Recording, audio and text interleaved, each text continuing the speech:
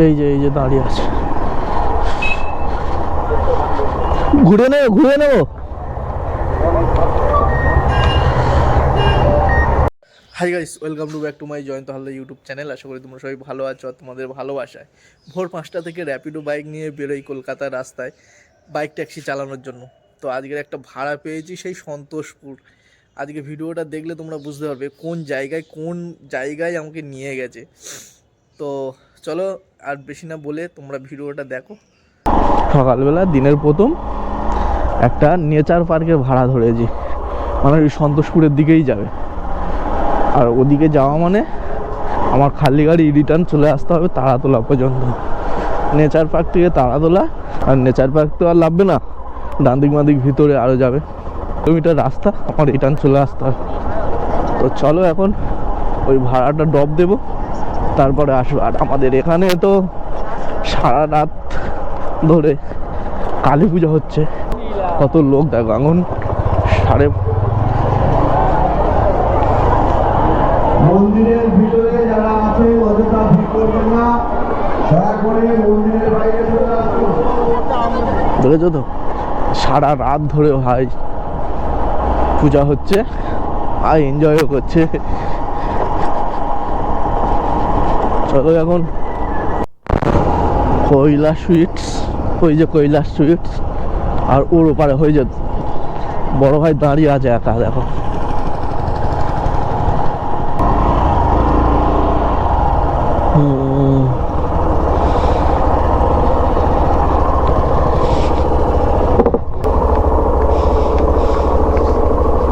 ওই nature park থেকে সন্তোষপুরের দিকে নাকি ওই রাম কাটাটা আছে না, হ্যাঁ মাটি কাটা ঝিলটা আছে না, আচ্ছা আচ্ছা আচ্ছা, ওই ঝিলে।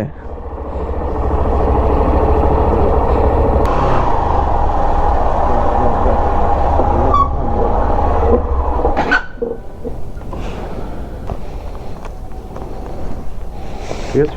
থ্যাংক ইউ দা। হেলমেট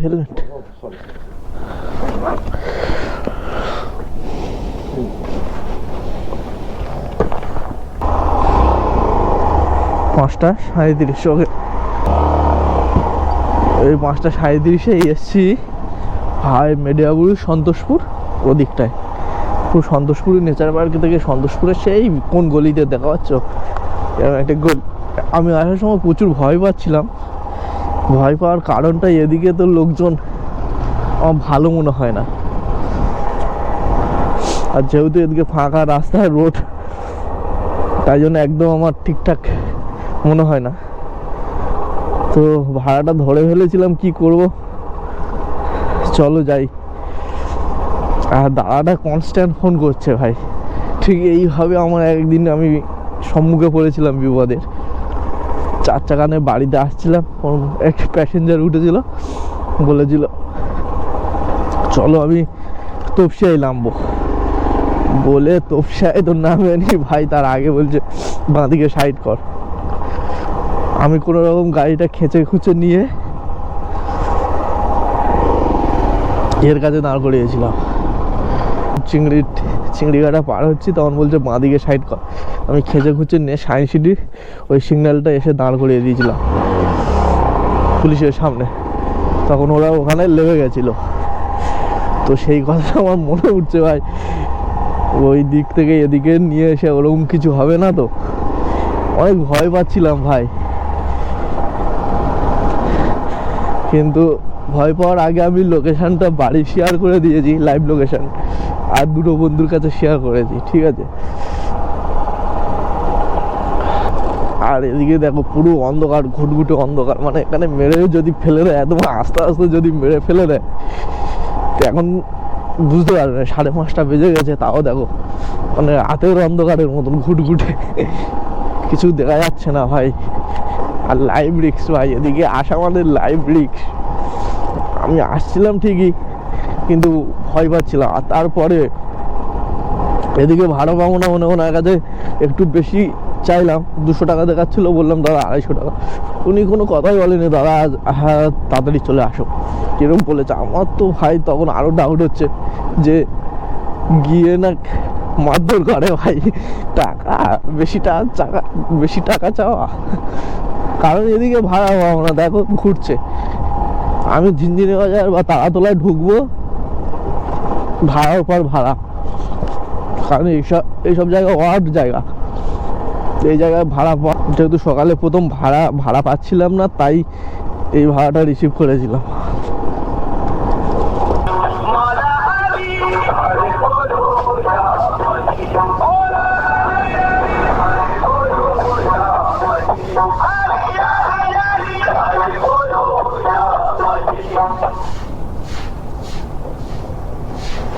बोलिए। भैया वो कोलकाता स्टेशन जाना क्या? जी जी ठीक भैया ठीक है।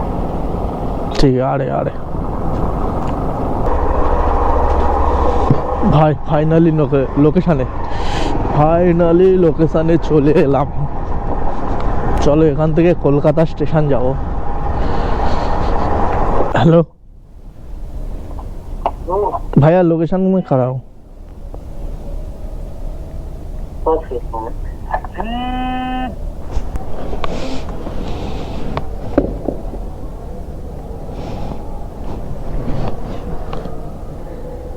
चाय दुकान देखिए रखा है।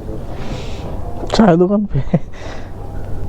मिल जाएगा, मोड़ पे ही मिलता है। हाँ, সাউথ পয়েন্ট বন্ধ করি এগুলো, ঠিক আছে?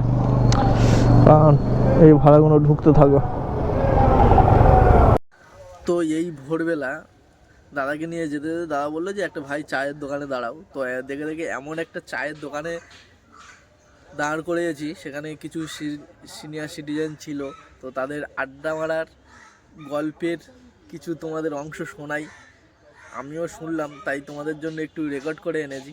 তোমরাও একটু দেখো কীভাবে আড্ডা মারছিল সিনিয়র সিটিজেনরা। তো চলো একটু শুনে না হোক কিনা, চলো। আমি আগের জন্মে কুকুর হব, আর মেম সাহেবের কোলে থাকবো, আর মেম সাহেবের দিকে যে তাকাবে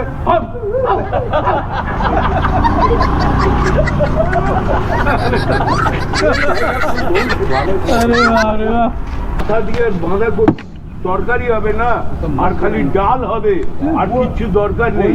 আর যদি তার সঙ্গে ধনে পাতা চাটনি হয়ে যায় না, ভেবে না ওভার টাইম হয়ে যাবে। পাতলা করতে পারবি না, খাওয়াতে হবে তো, খাবো না বানাতে হবে।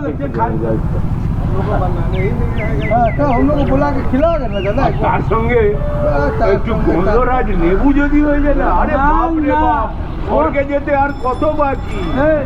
ওর সঙ্গে না, ওর সঙ্গে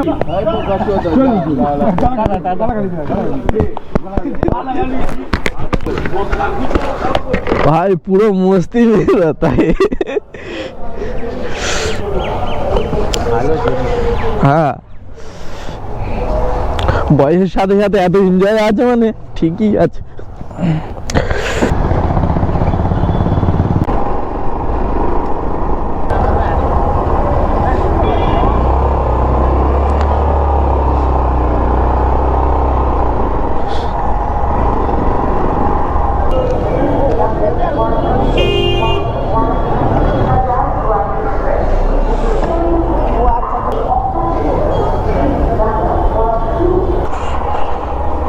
দাদা যাবে কোথায়? এই যে দাঁড়িয়ে আছে, ঘুরে নেবো।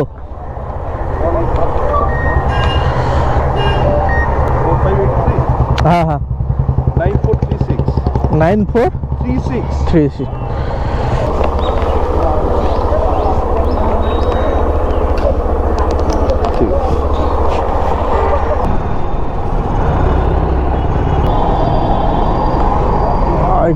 কোথায় আছে?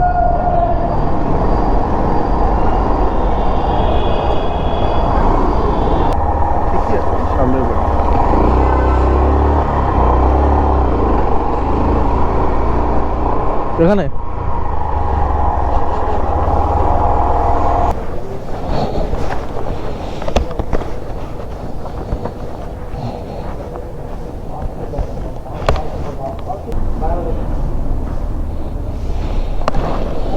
দেখি তো ভাই কতটা হাওয়া কম।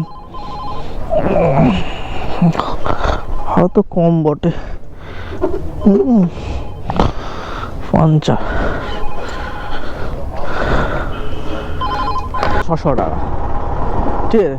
আর এই তিনটের ভাড়াই আমার হয়েছে 600 টাকা। একটা প্রথম এখান থেকে সন্তোষপুর, মেডিয়াপুর সন্তোষপুর থেকে কলকাতা স্টেশন, আর কলকাতা স্টেশন